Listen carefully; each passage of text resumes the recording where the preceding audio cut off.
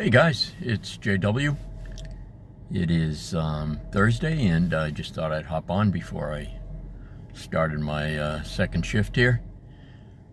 And on the way over, it's about a mile from the other school.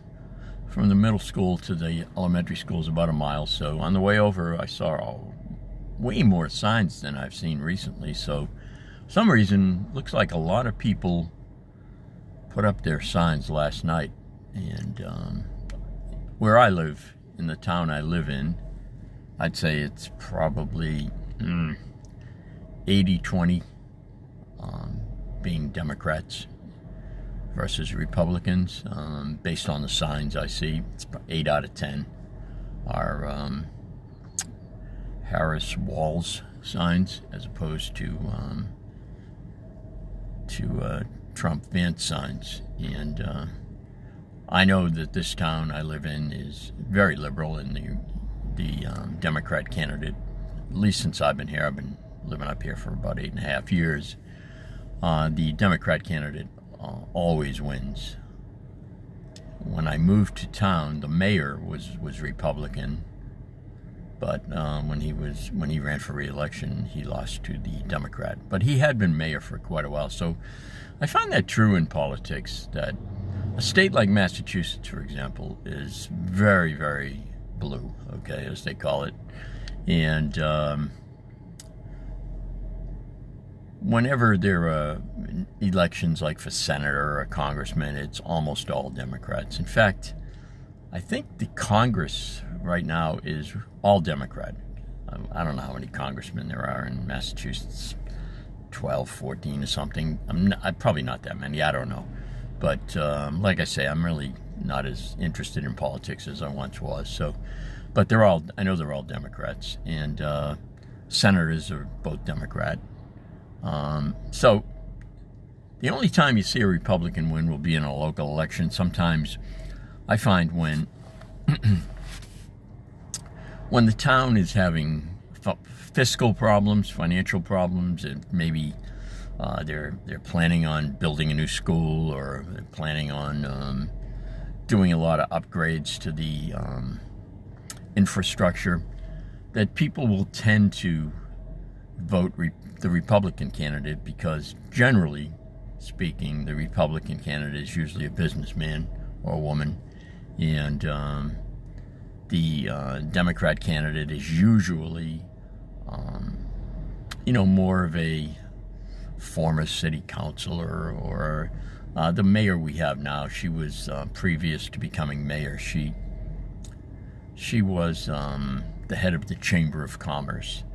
So so I think that's just my little non-scientific survey on how things probably work in politics. And in Massachusetts, the whole statewide elections even, they do vote quite a few Republican governors. And again, I think it all hinges on, if you have a Democrat governor in office for, say, 8 years, I don't know, I think it's 4 years term, so 2 terms usually the last. If you have a Democrat governor in there for 8 years, usually there's a lot of spending going on, because liberals tend to spend a lot of money on social programs, where Republicans tend to be more interested in spending money on infrastructure. And so they get tired of the liberal spending, and they'll vote a Republican in. And then he'll last sometimes 8 years, sometimes only 4. And for whatever reason, they get tired of him, whatever. I don't know, maybe he finishes the infrastructure they were looking for or whatever. And they go back to wanting more social programs. Hard to figure politics. It's, as I said, I think on a previous video, it's a dirty game. I worked for a lot of politicians, starting when I was a young kid. I think I was about 10 or 11 years old. There was a politician who used to gather us all up. I was from the inner city in Boston, South Boston, and he used to take us to his cottage down in toward the Cape Cod. It was called the Bernice Clare Farm. It was named after his daughter, who she died very young of I forget whether it was multiple sclerosis or one of those childhood illnesses, or polio possibly. I honestly don't remember. But they built a farm in her honor, and so he would take all the neighborhood kids every summer, not just during election years. So every summer he would take the kids down to the farm, and we'd spend a day. I think they even had, once in a while, you'd get an overnight out of it, spend 2 days, one night. And so, everyone who had children, between the ages of, say, 8 and 12, 8 and 13 maybe, kids that would go on these trips to the farm, he'd do very well with those folks. And he won elections many years in a row. I think he was a representative from South Boston for probably 20 years. And I think he finally lost. I forget who he lost to. It was starting to get a little more yuppieized, South Boston, and they started doing a lot of urban renewal in the city of Boston, and South Boston got included in it. And so, all these old brick 3-story tenement houses became beautiful Beacon Hill style condominiums. And in fact, my mom and dad's house was a brick front Beacon Hill style house, and we had my grandmother owned it, and she lived on the first 2 floors. We lived in an apartment on the 3rd floor. And then when my grandmother died, my father bought the house from his sisters. He had all sisters. He didn't have any brothers, just I think 4 sisters. Yeah, 4 sisters. So was it 4 or 3? No, 3 sisters. So he bought them out. So, I lived in that house for 25 years before I got married. And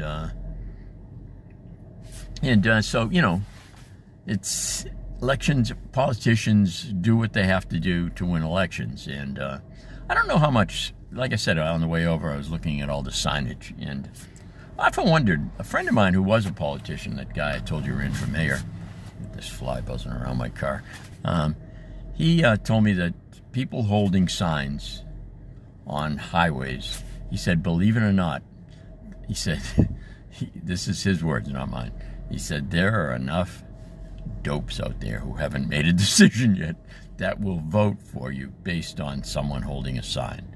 He said, especially if it's an attractive woman holding the sign. He said, that's why I always try to get young, attractive women to hold the signs, because it can help you get votes. And I thought, wow.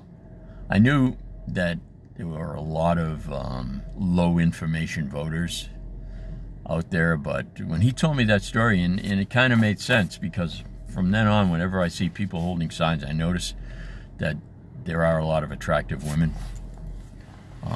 There are guys and older women too, but I noticed in that case there were a lot of attractive women. So it makes sense.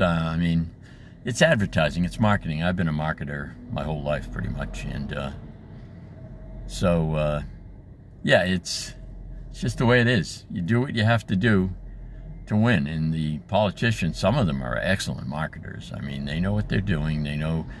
And back in the day, it was all, shoe leather. They day-to-day street guys, who, they knocked on every door.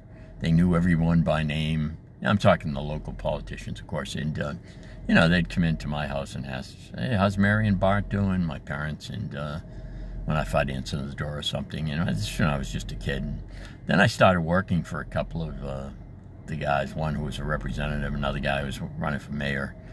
And then when I got older, I worked again on a mayoral campaign. I think I told the story in the past video, for a guy I was actually friends with. I worked with him, and we became pretty good friends. And anyway, it's an interesting game, and it's a dirty game, and it doesn't matter. I've worked for both sides. I've worked for Democrat candidates. Growing up in Boston, in the area I grew up in, you were Irish, Catholic, and Democrat. That was just 90% of the people who lived there were Irish, Catholic, Democrats. Irish American, of course. Their parents or grandparents were from Ireland. So It's not like that anymore. It's different. You know, like I say, it's been yuppieized, and that's not a bad thing. I'm not, you know, but it doesn't have the same flavor. You know, it's just different. You know, you see high-end restaurants now where it used to be, you know, a little small coffee shop or a breakfast place or some pub, some, you know, Irish pub that was on the corner, just a little pub that served draft beer and whiskey, and now they're high-end, you know, clubs. You know, in fact, right down the street from where I worked, from where I lived, there was a bar called the L Street Tavern, and it became famous. It was featured in that movie with, with Ben Affleck and Matt Damon, about the kid. He was a custodian at MIT, and he was a math genius, and you guys know the name of it. Comment if you remember the name of it. I'm having a memory lapse.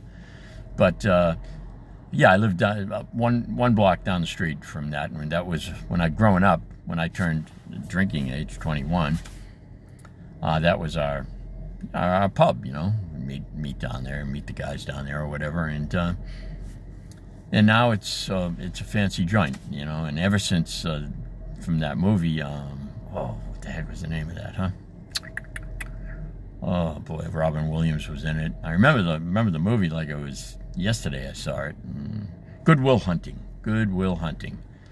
And now since that movie came out, this bar is so famous. Anyone who visits Boston comes over there and takes a tour of it. And it's not a big place. But they have tour buses always stopping there. There's a tour buses in Boston, as in most cities, that take you around to, you know, famous areas of Boston. And that's one of the famous areas now. That movie was a very well thought of movie, and it actually kicked off the very successful careers of Ben Affleck and Matt Damon. Yeah, so coming over today, looking at the signs, and I see, like I said, mostly Harris signs, but the one guy who had his Trump sign up, it was huge.